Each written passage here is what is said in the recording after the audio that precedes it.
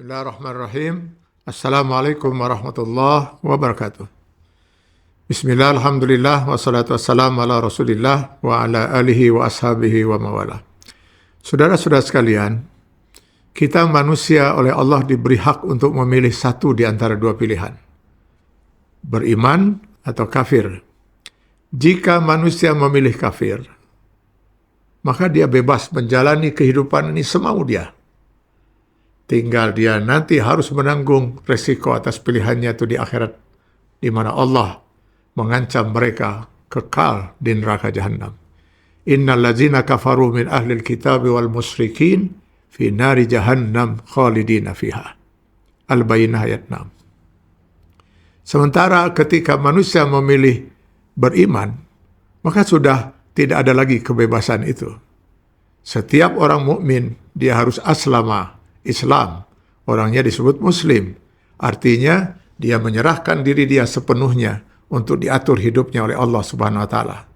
Itulah sebabnya kepada orang-orang yang memilih beriman, Allah menyeru di Quran surat Al-Baqarah 208. Ya ayyuhallazina amanu, wahai orang-orang yang beriman, karena kalian memilih beriman, maka udkhulu fis silmi kafah, masuklah ke dalam Islam secara kafah, secara totalitas.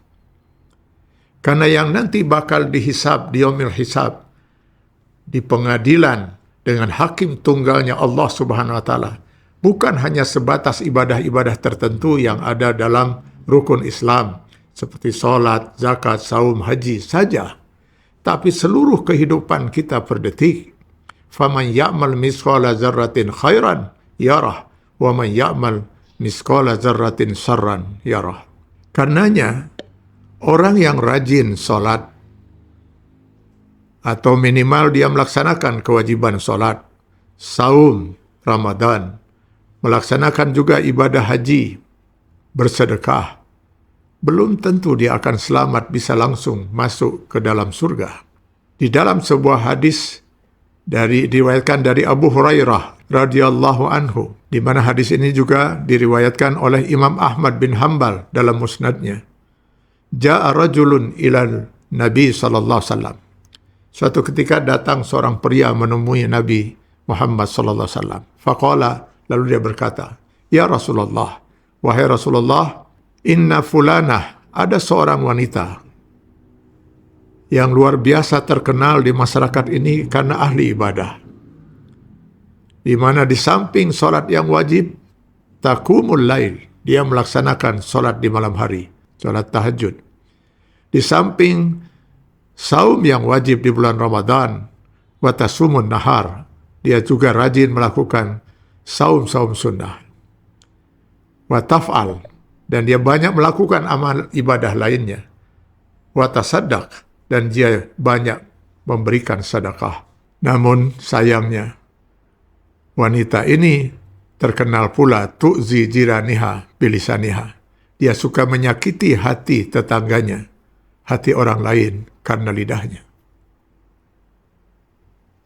Menanggapi pengaduan ini, maka Rasulullah SAW kemudian menyatakan, faqala Rasulullah SAW, la khaira fiha, tidak ada sedikit pun kebaikan di dalam dirinya. Hiya min ahlin nar, dia kelak di yaumil akhir nanti termasuk penduduk neraka Jahannam. Sahabat itu kemudian melanjutkan lagi pertanyaannya kepada Rasulullah SAW. Qala wa fulanah tusalli maktubah. Sementara ada seorang wanita yang lain Rasulullah, dia hanya melaksanakan solat yang fardu, solat 5 waktu. Ini dalam hadis sahih yang diriwayatkan oleh Imam Ahmad bin Hanbal. Sedangkan dalam hadis sahih Bukhari ditambahkan wa tasum Ramadan. Dia juga hanya melaksanakan saum Ramadan. Wa tasaddaqa bi aswarin minal akid. Kalaupun dia bersedekah, dia hanya bersedekah dengan beberapa potong keju yang kering. Artinya sedekahnya hanya sedikit sekali. Hanya saja wanita ini la tu'zi ahad. Dia tidak pernah menyakiti seorang pun. Maka Rasulullah kemudian berkata, faqala hiya min ahli jannah. Wanita ini kelak penduduk surga. Subhanallah, Allahu Akbar. Saudara-saudara sekalian, urusan kita dalam keislaman kita bukan hanya urusan kewajiban melaksanakan sholat, saum, haji seperti yang banyak difahami oleh sementara orang. Tapi kita harus mampu mengislamkan diri kita secara kafah. Jangan pernah kita berfikir bahwa menzolimi seseorang itu termasuk dosa kecil yang bisa terhapus oleh amal ibadah kita yang banyak itu. Bahkan sebaliknya menurut para ulama, kenapa wanita ini dinyatakan ahli neraka? Karena perbuatan dosa dia menyakiti hati orang lain termasuk dosa fahisah, di mana untuk bertobat pada Allah, dia harus terlebih dahulu meminta maaf dan dimaafkan oleh orang yang dia zolimi. Dan dosa-dosa itu terlalu berat untuk diimbangi oleh ibadah-ibadah yang begitu banyak dia sudah lakukan. Jangankan menzolimi orang lain, bahkan di dalam hadis Sahih Bukhari juga diriwayatkan ada seorang wanita, kata Rasulullah juga ahli neraka jahanam. Apa yang mengantarkan dia masuk neraka jahanam? Dia pernah menzolimi seekor kucing sampai mati. Menzolimi artinya kucing itu tidak punya kesalahan. Tapi entah kenapa dia sangat membenci kucing itu. Lalu dia menyiksanya.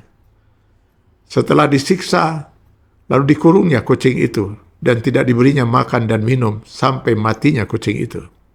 Masuk neraka jahanam karena menzolimi seekor kucing. Kalau seseorang akhirnya menjadi ahli neraka jahanam karena hanya menzolimi seekor kucing, bagaimana kalau yang dizolimi itu bukan seekor kucing tapi seorang manusia? Bagaimana pula kalau yang dizolimi itu bukan hanya seorang manusia, tetapi 282 juta rakyat misalnya, nauzubillah. Jadi pantaslah kalau di dalam hadis Rasulullah SAW menyatakan, sittatun yadkhulunan nar qabla al-hisab bisittatin. Ada 6 kelompok manusia dari umatku, kata Rasulullah, umat Islam, yang akan masuk neraka jahanam tanpa hisab. Yang paling pertama disebut oleh Rasulullah SAW, al-umara bil-jur, para pemimpin karena kezalimannya. Bayangkan kalau seorang pemimpin berbuat zalim dan yang dizalimi adalah jutaan dari rakyatnya. Bagaimana mungkin dia bisa langsung memasuki surga, sementara yang hanya menzalimi seekor kucing pun sudah masuk neraka jahanam. Akhirnya, saudara-saudara sekalian, marilah kita berusaha untuk mengislamkan diri kita secara kafah. Berusaha untuk menjalin hubungan dengan Allah Subhanahu wa Ta'ala tidak dalam kaitan hablu minallah saja, tapi kita beribadah pada Allah dengan berbuat baik kepada sesama makhluk Allah Subhanahu wa Ta'ala. Mudah-mudahan kita selamat di yaumil hisab nanti dan berhak untuk menikmati surga Allah Subhanahu wa Ta'ala. Billahi taufiq wal hidayah.